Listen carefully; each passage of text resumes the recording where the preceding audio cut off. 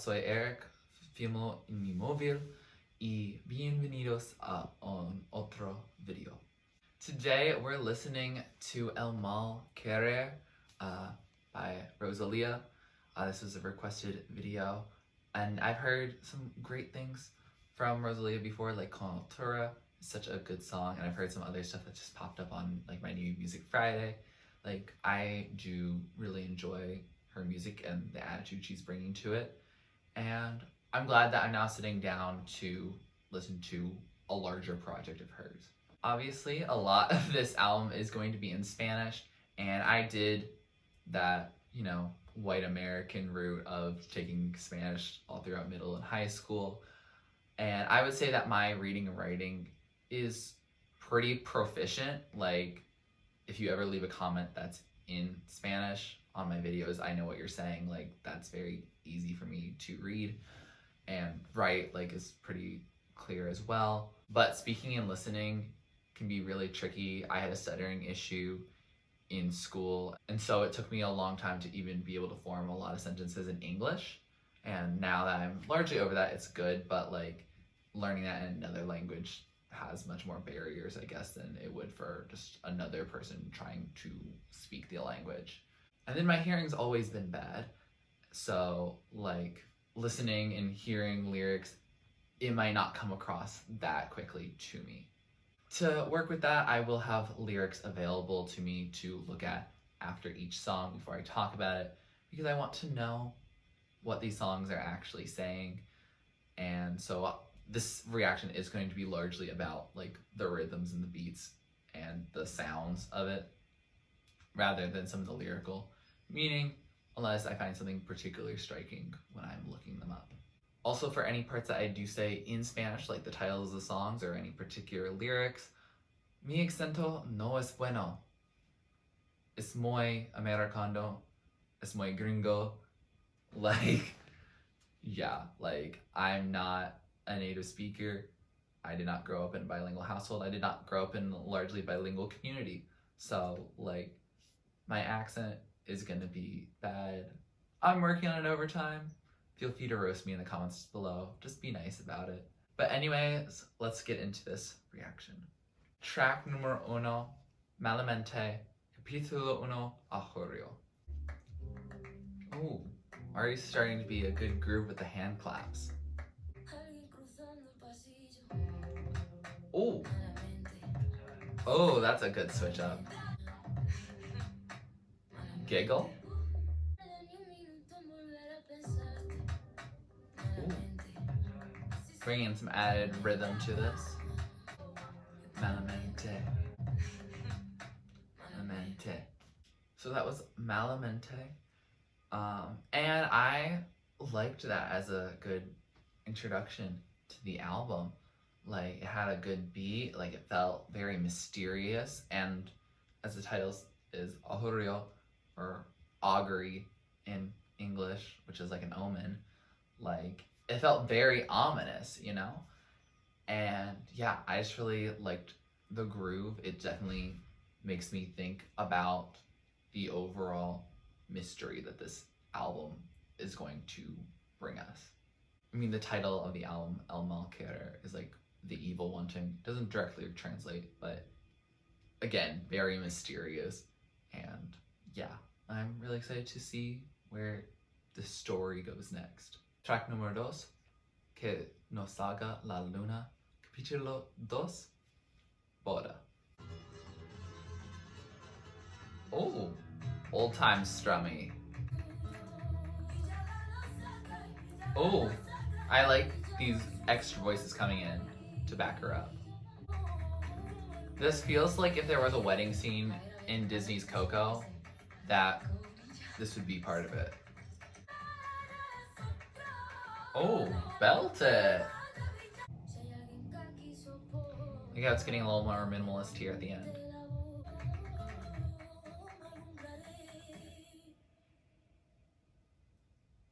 Oh, I like how that faded out. So that was Que no salga la luna. And yeah, I thought that song was quite interesting. Like, I was really captivated. I feel like I just would stop saying stuff for a couple minutes because like there's a lot going on. Like it definitely makes me realize that this piece is much more conceptual because like it's a wedding that's happening, and I think it's sung from the perspective of like the groom in that relationship, because she's basically saying, oh my gosh, look how great my bride looks, but there's also like certain gender roles that makes it not feel like it's like a love wins kind of situation where like it would be actually her and the bride. Like it's like the darkness regarding, you know, getting engaged. It's like, oh, they are together forever, and there's something sort of lost that you have from becoming completely together, like lawfully and everything. It's definitely a song I need to listen to more in order to know whether I enjoy it, because I mean it's part of the story. Like it's a wedding, and she's like, if anyone objects, hopefully they don't say anything because I want her forever. And yeah, so still again very ominous and makes me a little nervous for some of the future songs. Track número 3, Pienso en tu mirá, capítulo 3, Celos. We're getting a little more calmer, a little less typical wedding instruments here. Ooh, I love the rhythm here. Oh, I love this chorus right here. Pienso en tu mirá. Oh, this is just such a calm track, and it just seems to end calmly too. So that was Pienso en tu mirá, and I really enjoyed that song. It was a nice, calmer song, a little shorter, and just had like a groovier rhythm, so you could just like sink into it and just vibe for a few minutes. And I really enjoyed it. Like, it's a nice chill track. I definitely would listen to it even outside of the album. Like, I don't think it has to necessarily be inside the concept. Like, I think it fits with the concept. Like, I don't know exactly in what way, but like it feels like it follows the story. I don't know why I think that, but I feel like it does. But I think I would just also just listen to it by itself because it's nice, calming track. Pienso en tu mirá, like it's also a little catchy. It's still playing in my head right now. And yeah, thoroughly enjoyed the song. Track numero 4 de Aquí no sales, capítulo 4, Disputa. I feel like this is gonna build over time. Was that a broom? Okay. Boom, boom, boom.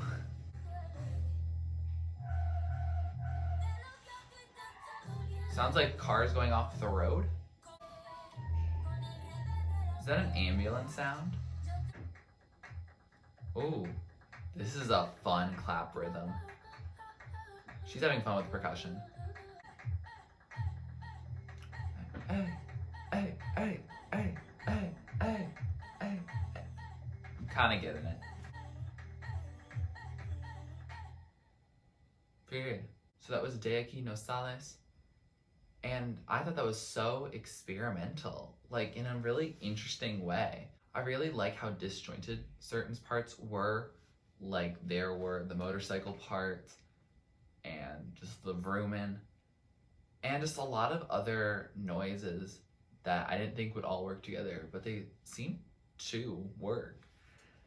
And it was so interesting. And like the breakdown at the end, like the hey, hey, hey, I was like, hey. And it was, yeah, it was an interesting song. Like, there's not that many lyrics in it. It's about the husband imprisoning his wife. That's my guess, and also that's what Genius is telling me as well, so it's an educated guess, I guess. But, like, yeah, it was a really interesting song. Definitely a really experimental track, and I definitely need to listen to it more before having a final opinion on it.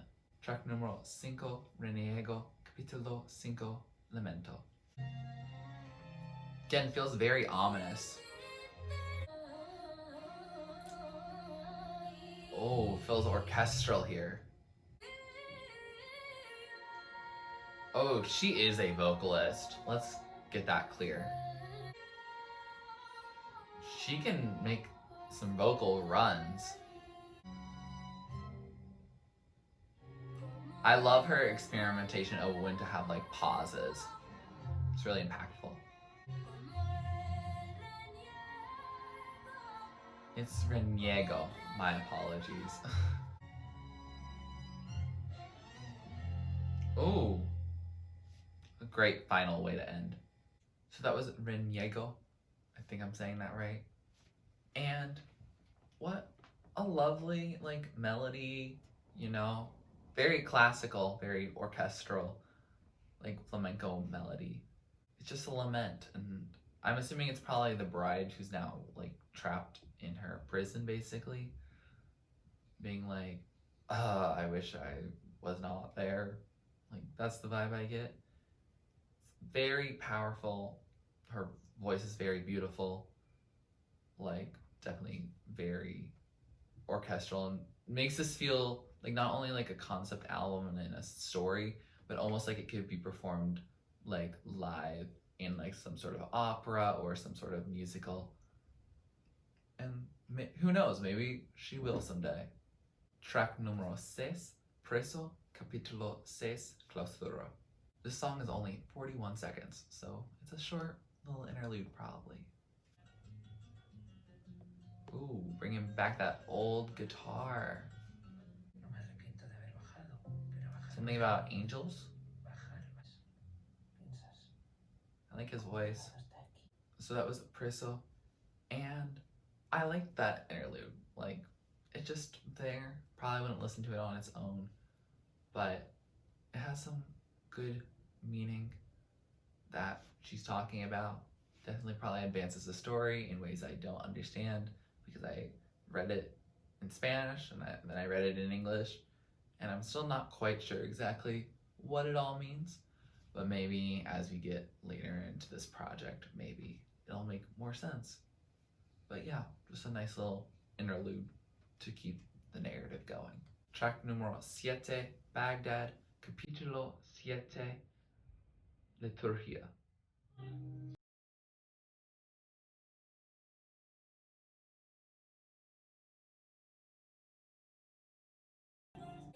Now there's just no chance, you and me, they'll never meet. No, to make you sad about it. So this was the moment where my camera stopped recording last night. I literally finished the reaction, like had an outro and everything, listened to the rest of the album. And now I'm like, because now I have to basically redo this second half of the reaction. But it's probably for the best, because there was a lot of loud noises last night, and I was distracted by election stuff as well as just like general stress as a whole. So it's probably for the best that I now am going to be listening to it with a much more open mind. But this is just a disclaimer to say that this will be technically my second time listening to these songs. However, I wasn't paying a lot of attention before, so it still will be a reaction, you know? So let's drop back into Baghdad. She gets really high here. Ooh, this rhythm in the back. It's very simple, but like very effective. I did look it up, and Justin Timberlake did give her access to this sample. So that was Baghdad, and wow, that song still hits. Like, it very much is like inspired by the sample, but also like I still think it's really cool of the she puts her hands together and separates them, because it could be a clapping like you're in the club, but also it could be like a prayer kind of thing, which is, you know, much more serious and religious, which I guess goes much more with the imagery of the album, but I think it's cool to have that duality and perhaps a double entendre there. Very beautiful vocals, very good instrumentation. Overall, an enjoyable song in the album as well as outside of it as well. Track numero 8, MI NOMBRE, capítulo 8, Éxtasis. I literally can't get over this production here. It is very like Latin pop, and I like it. Especially this Ali part, like Big fan.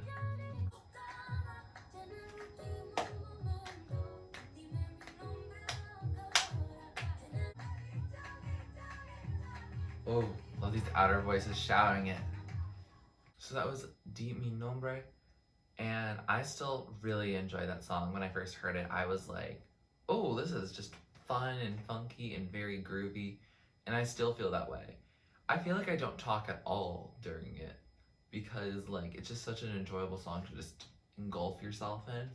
So like I'm just not talking. I'm just speechless about it. Like thoroughly enjoy the song. And I love how it shifts the narrative. Like I'm hoping that for the character's sake that it's a third party, not the husband who imprisoned her. Like I hope it's like her finding a rare moment of happiness with someone else, and not for it to be like an abusive relationship where there are those good moments, but it's really like really a toxic thing to be in. But like the references to don't tell anyone about it, like make it feel like it's probably a different person. That's my guess. One concept I really like about it is, I mean, Mi Nombre. She wants that person to say her name, probably so that it feels like it's actually real, that it's not like a dream, that they're in this moment and that person is also just thinking of her rather than just like, oh, it's just a hookup or something like that. Número 9, Nana, capítulo 9, Concepción. Very calm after Éxtasis. Oh, I liked that phrase. Oh, even in a lullaby, she's singing her heart out.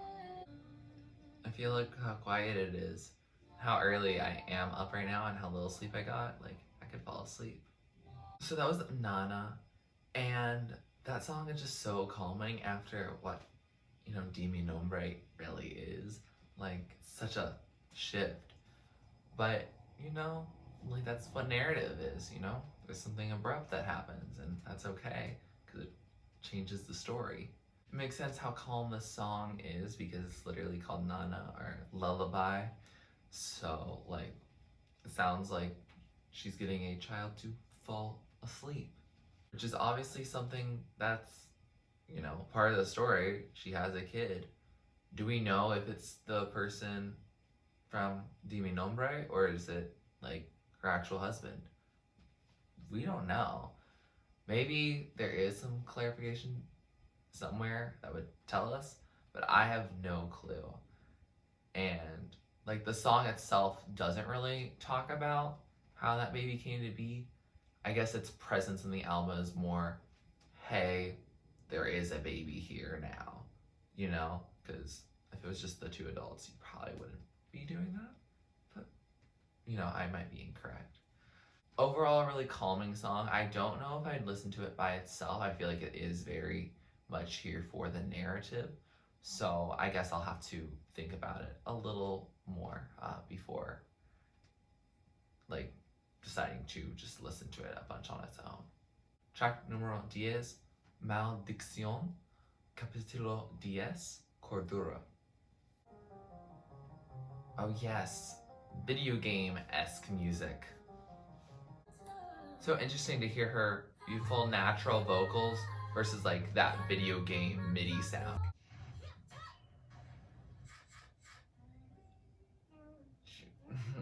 That sample gets me every time.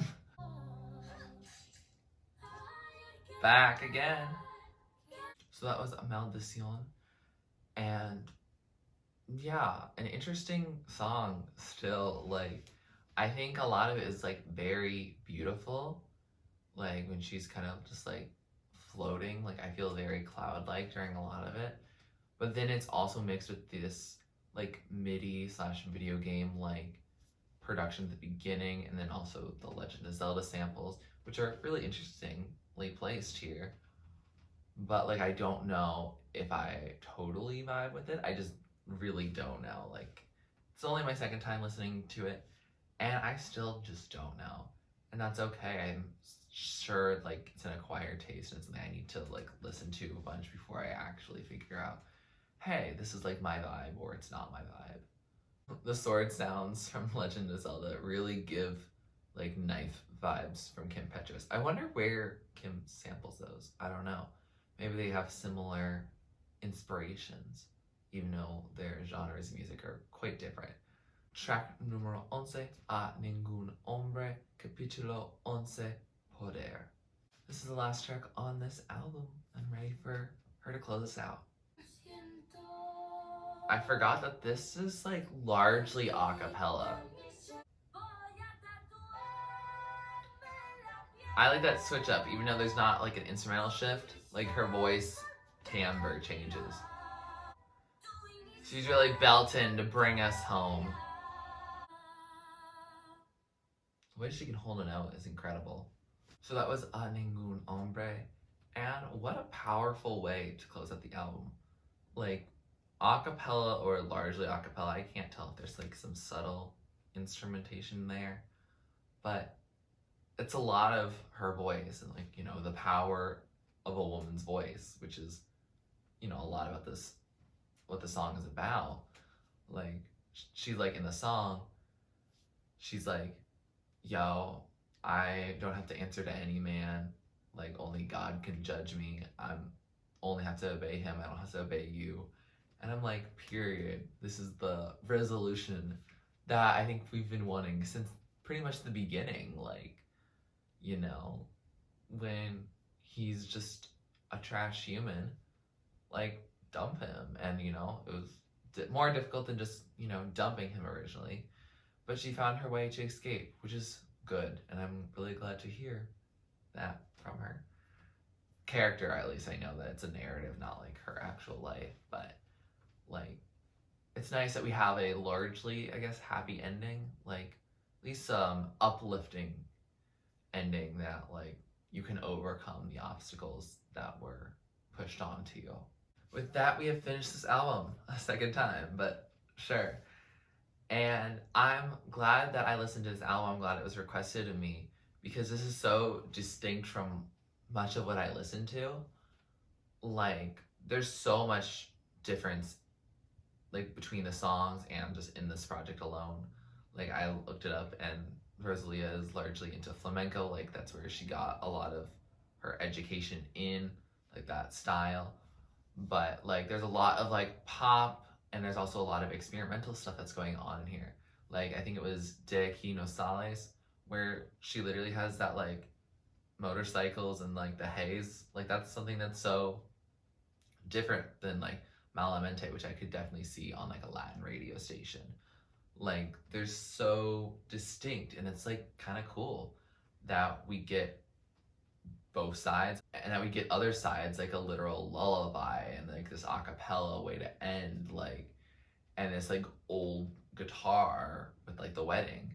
Like, it goes all over the place, and I'm here for it because it tells like a really compelling story, and the story is even more compelling, especially now that I've listened to the second half a little bit more, and as I actually go through the album on my own without having the stress of filming, like, I'll definitely be able to engulf myself more.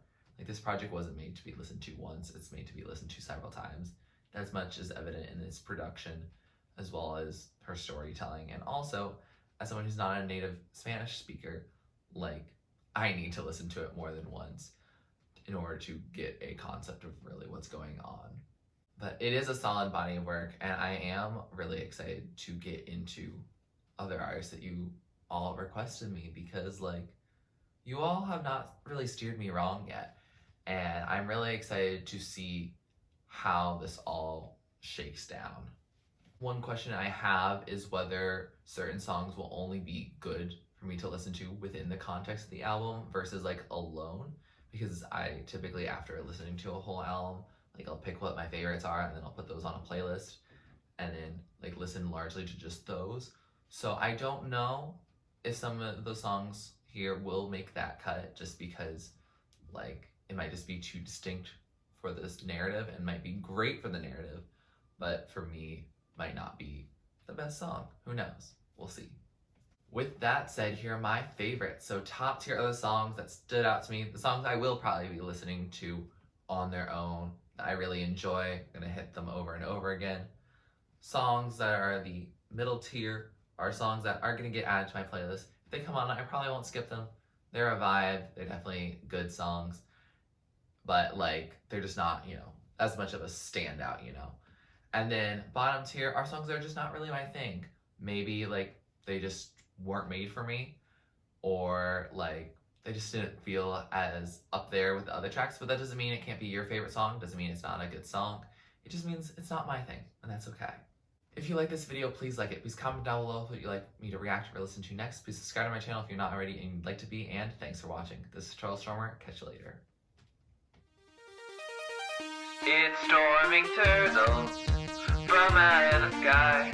Turtles, don't need to know why. Smile big, open your eyes. It's storming turtles from out of the sky. Turtles, don't need to know why.